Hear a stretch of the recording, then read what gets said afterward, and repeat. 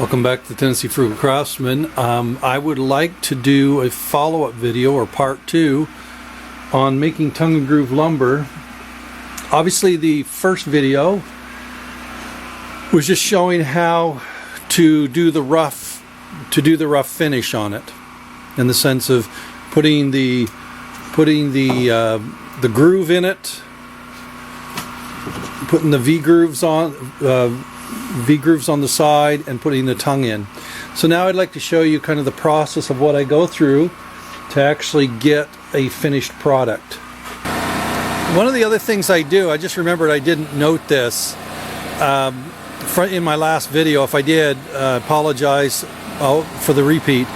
But I actually set my guide up and run through, before I do any of my sanding and whatnot on my pieces, I just quickly run them through and size them, because the tongues are in and out when I glued them in. So the tongue may be a 1/2 inch, or maybe 3/8 or whatever. And so what I do is I put my groove against this side, leave the tongue out, and I make sure that I have about a 5/16 of an inch tongue, and I run them through, and that way the tongues are all the same size. And so that's the very first step that I do, is make sure that the tongues are all smoothed off, or on the same, as far as the same width. So that's the first important step.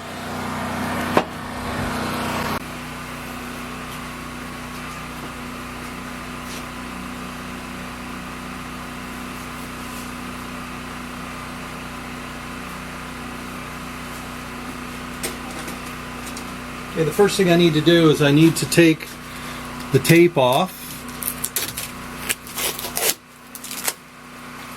And yeah, it is a little bit sticky.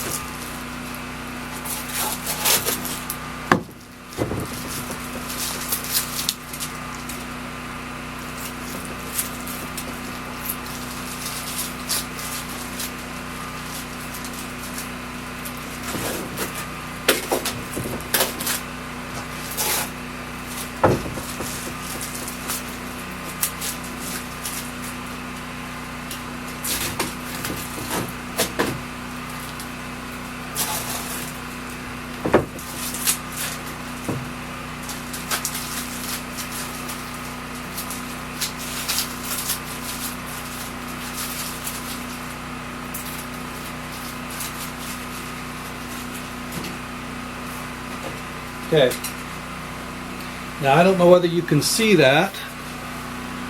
I'll just bring you over here for a minute. We'll look down across it this way.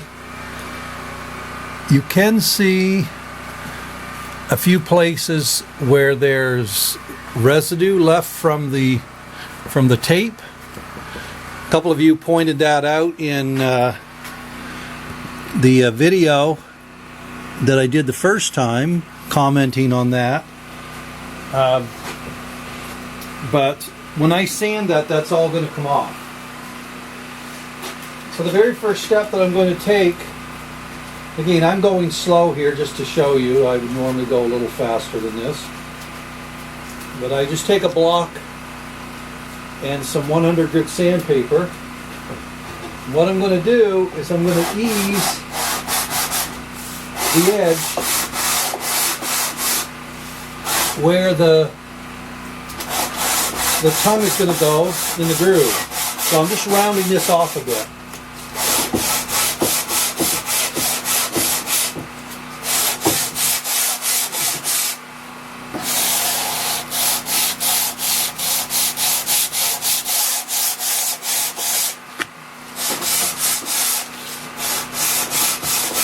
Just a couple passes on it. Then I just take and knock off any burrs on the top.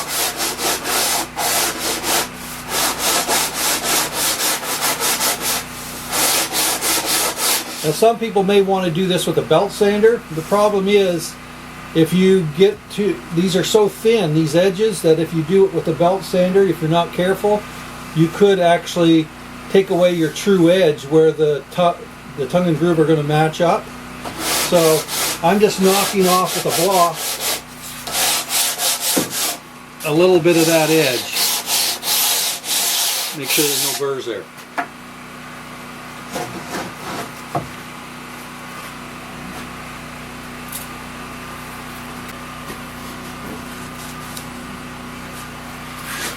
So once I get those burrs off, then what I do is I just do a quick scuff on the actual V chamfer I put on it. Now you probably don't need to do this. I'm just a little bit more of a perfectionist on this regard. So I'm just knocking any remaining residue off of that. Again, I don't spend a lot of time on it.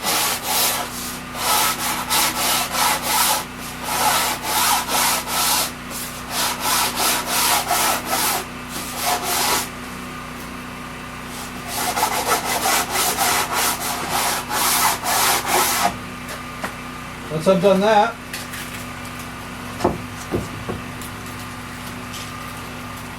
then I've got a little piece of wood that's about 8 3/16 of an inch wide. So when I put a couple wraps of sandpaper on it, it's just about the width, a little bit less than the actual groove. And then I'm just going to knock any of the burrs off the groove.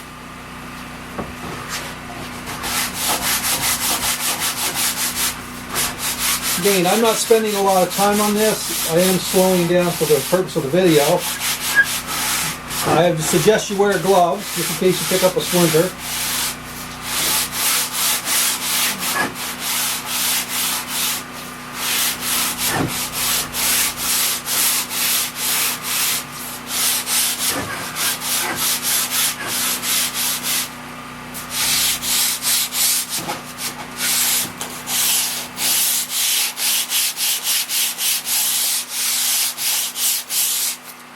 I usually only do this for 30 seconds to a minute, just kind of knock it off. Once I get to that stage, now I'm going to pad sand the top of this.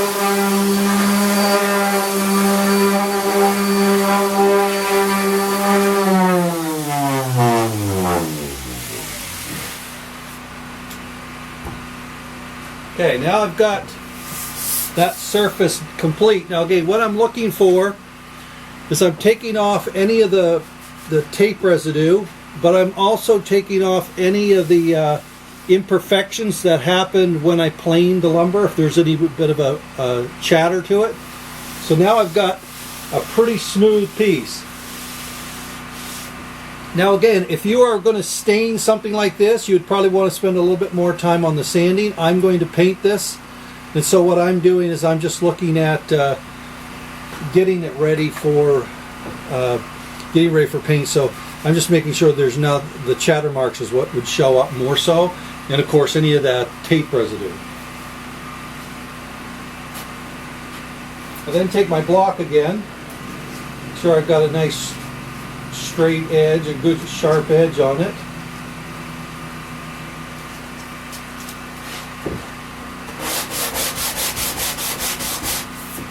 All I'm doing is giving my tongue that I made and put in a quick sand just to knock burrs off. If it's smooth, it will go into the groove a lot easier, obviously. So this is helping to take those burrs off.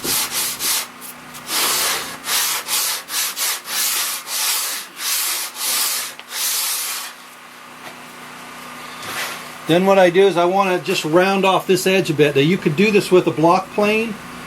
I just quickly go over it in a circular motion, taking the edge off of that tongue. As I said, I'm taking the edge off the tongue here just to make it so it'll fit easier.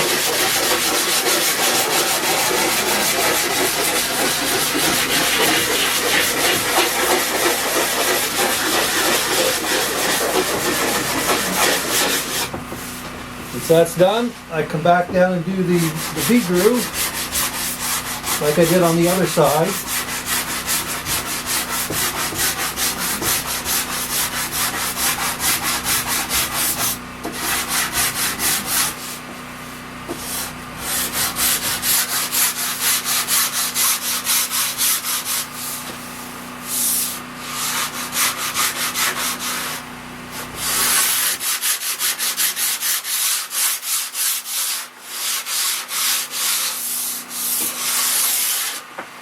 Now I've got all those edges done. There's one step left.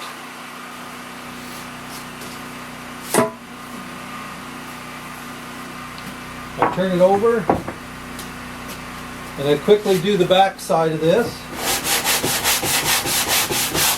Again, this is just to make sure there are no burrs. That would create a problem if I'm when I put the tongue and groove together.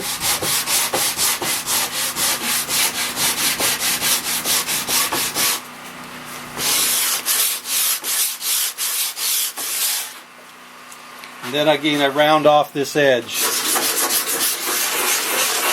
from the bottom edge of the tongue.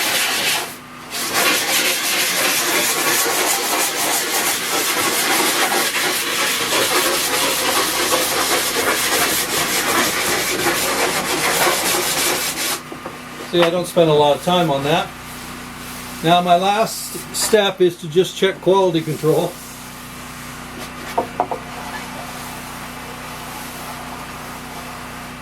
I want this so this test piece, which has got the tongue on, or the groove on it, should fit on there and just slide right along, which it does. I'll bring you over for this.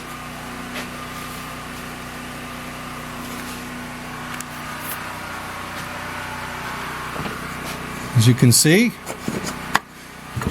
you want it to fit together nice and tight, which it does. Now the last thing I do is I look over for any spots. Now this has got a hole in it, so I want to fill that. And this has got a divot here, so I want to fill that. So I'm going to set up and just do those, and then later when they dry, I'll sand them off. So I'll bring you along for that.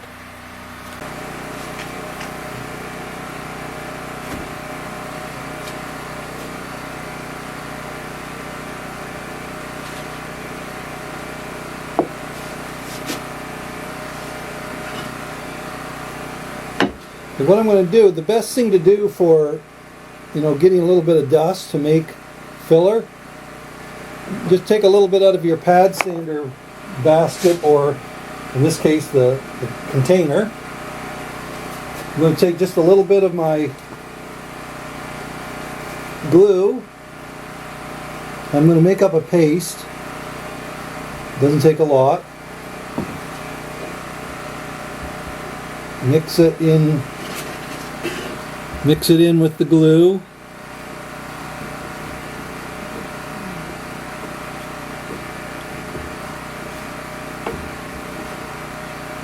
Of course, you could always use wood filler later, a little bit of caulking. I'm trying to do as much as I can ahead of time. So when I start building, I don't have to worry about that.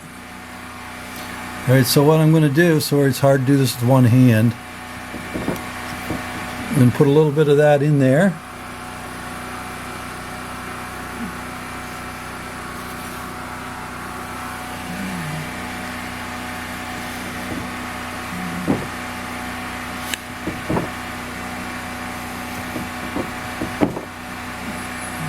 Like so.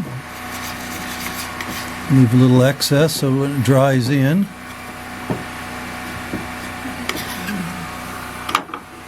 And then I'm going to mark it so I know that that needs to be sanded later. Now this one here, this is a divot. That's going to take a little bit of carving here, so just give me a minute. This is actually the first one I've had like that, where I've had an issue on the side.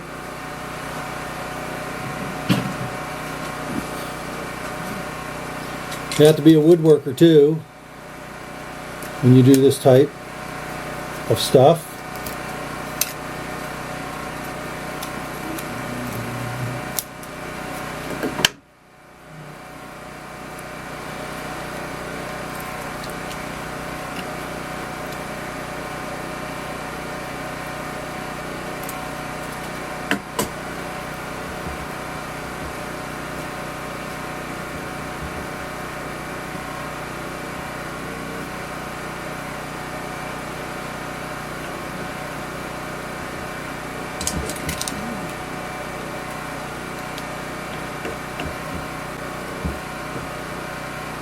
Again, it doesn't have to be perfect. This is paint grade. So I'm just going to put a little bit of glue in here.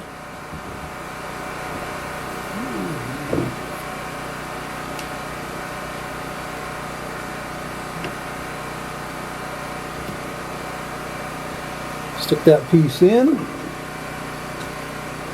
I'm going to make up a little bit of stuff.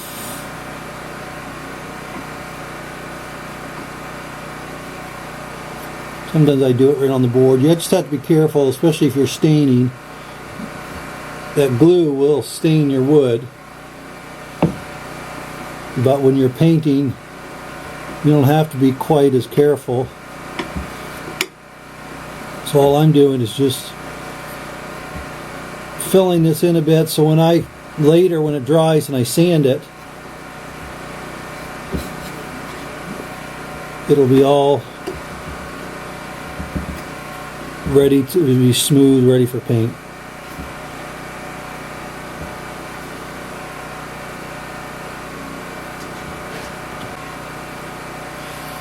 Okay, it doesn't have to be perfect. Like I said, the sanding later when I sand it, it will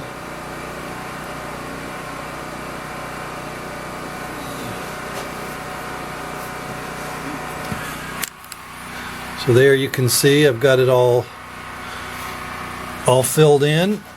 When that dries, I'll sand it off.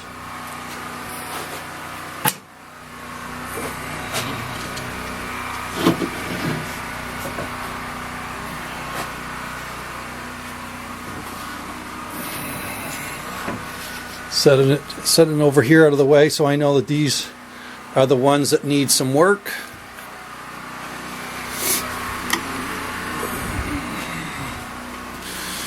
Again, I'm going to mark this so I can remember that there's a spot there that needs to be sanded. And by the end of the day, I can come back. That'll be pretty much dry, and I'll sand that off.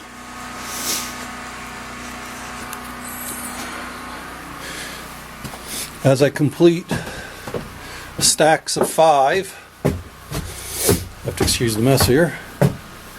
I bring them up, stack them in my upstairs here. So I've got a bunch. I've got about 22 or so up here. I just kind of working away at it, but you can see that they're actually a very, I guess that sunlight might be better as you can see actually down them.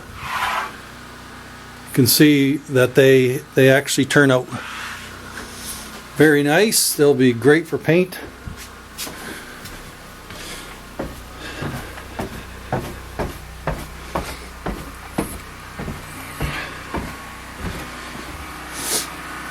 Now I've only got about another 50 or so to go, 55.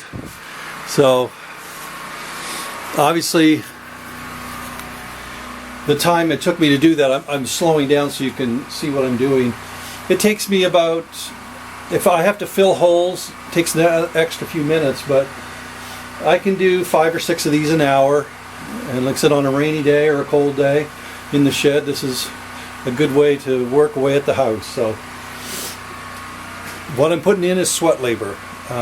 People say, well, why are you putting all that effort into, why don't you just go buy it by the time you get all your time into it?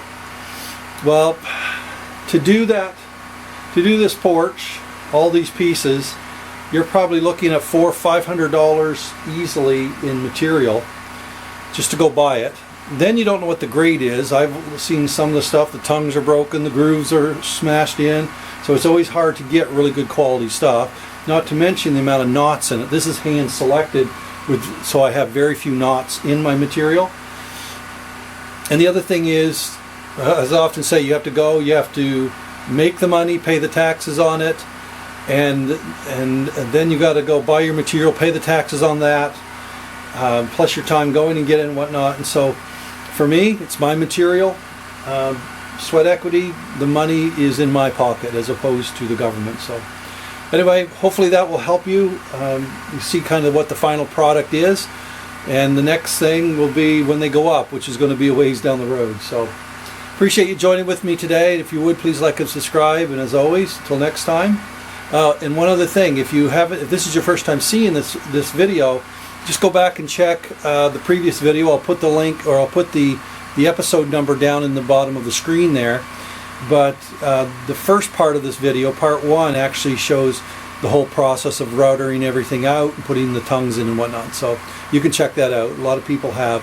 So anyway, till next time, you have a great day.